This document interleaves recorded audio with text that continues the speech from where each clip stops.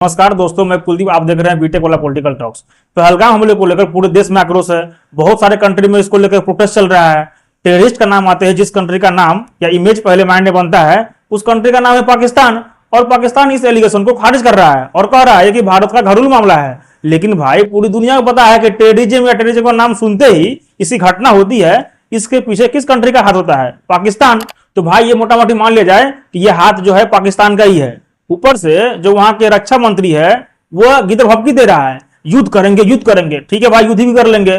खैर, युद्ध करना हमारे यहाँ की जो गवर्नमेंट है वो डिसीजन लेगी।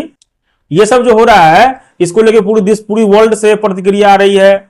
लेकिन अमेरिका का राष्ट्रपति अलग अलग फॉर्म में दिख रहा है। भाई, जो आदमी हार्वर्ड को बंद करने की बात करता हो सकता है वो मूर्ख हो, लेकिन कोई कहते कि वो अमेरिका का राष्ट्रपति है तो कह सकते कि भाई वो भी मूर्ख ही होगा। क्यों? क्योंकि यह जो बोला है कि भारत और पाकिस्तान के बीच जो कश्मीर का मसला है वो 1500 साल पुराना है। ये डोनाल्ड ट्रंप जो है एक अलग ही इतिहास रच रहा है।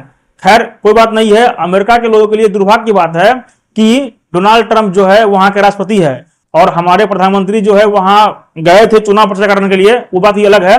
लेकिन उससे भी बड़ा दुर्भाग्य की बात यह है कि हमारे देश के कुछ लोग जो है, जब डोनाल्ड ट्रंप का चुनाव हो रहा था, सॉरी, जब अमेरिका का चुनाव हो रहा था, तो इसको लेकर जो है हमारे देश से कुछ लोग जो है हवन गुण करवा रहे थे कि डोनाल्ड ट्रंप जीत जाए।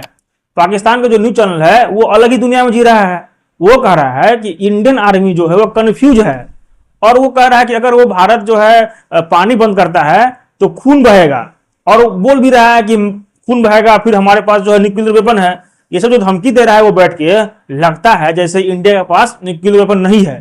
पाकिस्तान के जो डिफेंस मिनिस्टर है उसका खुद कहना है कि हाँ, हम टेररिज्म जो है रखते हैं अपने यहाँ, हम ये काम करते हैं।